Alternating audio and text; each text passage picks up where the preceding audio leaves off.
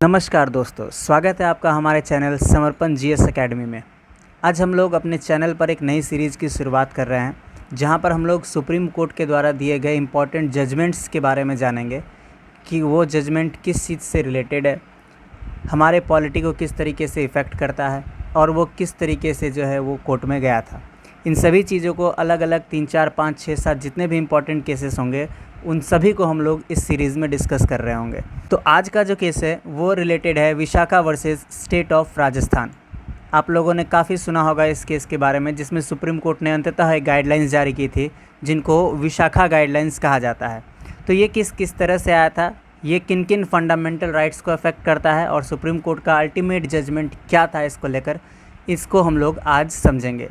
तो चलिए इस वीडियो को बिना देर किए हुए शुरू करते हैं। सबसे पहले समझते हैं कि ये केस का फोकस क्या था। ये केस दो इम्पॉर्टेंट इशू को जो है वो डिस्कस कर रहा होता है। एक है जेंडर इनइक्वालिटी और दूसरा sexual harassment at work place. ये दोनों ही हमारे फंडामेंटल राइट्स को अफेक्ट करते हैं और इसलिए ये केस इतना ज़्यादा इम्पॉर्टेंट भी है। और उसके बाद से एक माइलस्टोन सा क्रिएट हो गया है विशाखा गाइडलाइंस के बाद, जो कि इस केस को बहुत ज़्यादा ही इम्पॉर्टेंट बना देता है। आइए इसके बैकग्राउंड को समझते हैं। एक लेडीज़ थी राजस्थान में, जो कि राजस्थान के स्टेट गवर्नमेंट के लिए जो है वो जो कैंपेन्स होते हैं उनको लीड कर रही थी। जैसे कि सोशल वर्क होता है, सोशल काउज़ के लिए होता है। उसी में से एक सोशल काउज़ हुआ करता था चाइल्ड मैरिज, जो कि काफ़ी प्रेवलेंट था उस समय राजस्थान में। और अभी भी कहीं कहीं न्यूज़ हमें देखने को चाइल्ड मैरिज के बारे में ज़रूर मिलता है। इस चाइल्ड मैरिज के ख़िलाफ़ जो सोशल वर्कर थी वो थी भंवरी देवी, और ये इस चाइल्ड मैरिज के ख़िलाफ़ जो है वो काम कर रही थी। इसी कैंपेन के अंतर्गत उन्होंने एक चाइल्ड मैरिज को रोका था होने से, और उसी दौरान उनका जो है वो काफ़ी पावरफुल ग्रुप ऑफ पीपल से जो है एक तरह से हम लोग कह सकते हैं कि एनिमिटी क्रिएट हो गई, शत्रुता क्रिएट हुई, दुश्मनी क्रिएट हो गई थी। और इस दुश्मनी का दुष्परिणाम उनको भुगतना पड़ा 1992 में, जब उनको एज अ पनिशमेंट उनके साथ गैंग रेप किया गया। काफ़ी दिल दहला देने वाली घटना थी।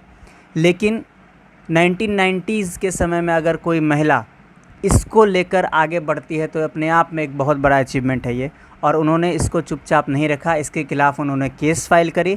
लेकिन जो ट्रायल कोर्ट था उसने एक्यूज्ड को एज नॉट गिल्टी करार दिया और उनको बरी कर दिया गया।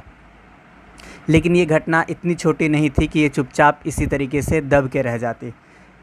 उस सोशल वर्कर के साथ और कई सारे NGOs, कई सारी महिलाएँ उनके साथ जुड़ी और उन्होंने सुप्रीम कोर्ट ऑफ इंडिया में केस फाइल किया under the name Vishakha.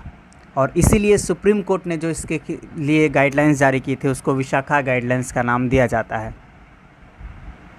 Supreme court के पास जब ये केस पहुंचा तो सुप्रीम कोर्ट के सामने कई सारे सवाल थे कि ये किन किन फंडामेंटल राइट्स का हनन करता है, कैसे कैसे इसको जो है वो सुधारा जा सकता है परिस्थितियाँ, और इससे पहले क्या ऐसी परिस्थिति थी जिसके कारण से सुप्रीम कोर्ट के सामने इतना बड़ा सवाल पहली बार उठकर सामने आया था। तो सुप्रीम कोर्ट ने जो ऑब्ज़र्व किया और सुप्रीम कोर्ट का जो जजमेंट था उसको हम लोग समझते हैं। सबसे पहला बार जो सुप्रीम कोर्ट ने ऑब्ज़र्व किया वो था आर्टिकल 19 से रिलेटेड।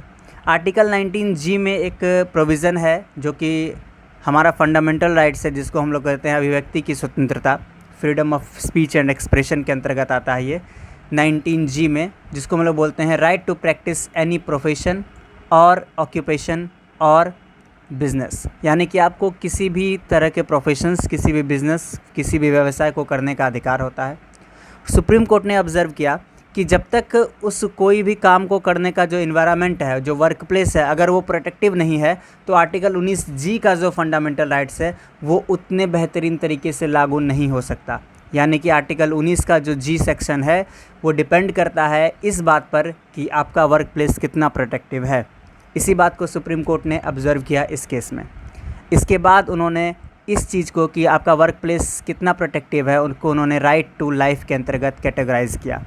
उन्होंने ये माना कि ये जो वर्क प्लेस का जो सिनेरियो है, जो वर्क प्लेस प्रोटेक्टिव है या नहीं है, ये किसी भी आदमी के राइट टू लाइफ में, गरिमापूर्ण जीवन जीने के अधिकार में आता है, उसके क्षेत्राधिकार में आता है। इसके अलावा सुप्रीम कोर्ट ने इस केस में यह भी ऑब्ज़र्व किया कि जो सेक्सुअल हरासमेंट है वर्क प्लेस पे वो आर्टिकल 14, आर्टिकल 15 और आर्टिकल 21 का हनन करता है। हम लोग सभी जानते हैं आर्टिकल 14 जो है वो कानून के समक्ष समानता, आर्टिकल 15 किसी भी प्रकार का भेदभाव न करने और आर्टिकल 21 गरिमापूर्ण जीवन जीने के अधिकार से संबंधित है।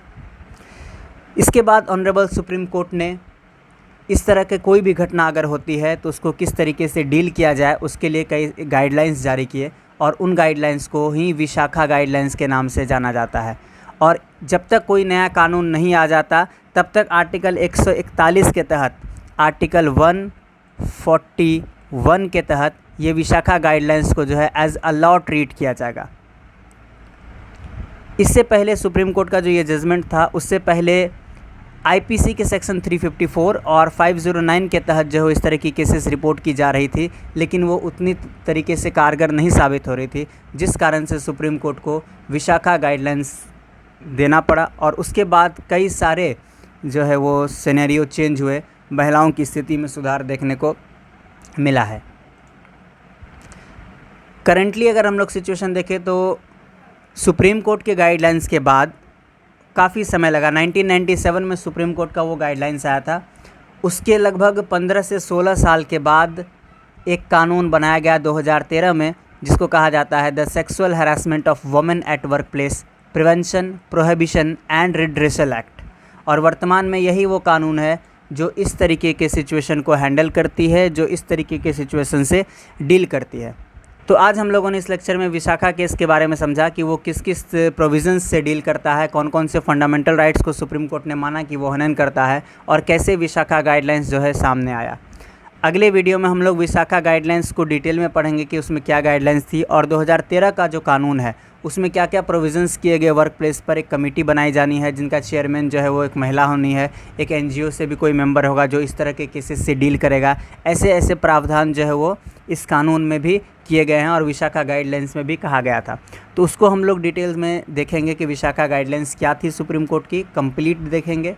उसके बाद अन्य सुप्रीम कोर्ट के बहुत सारे इंपॉर्टेंट केस हैं जिनको हम लोग जो है वो डील कर रहे होंगे।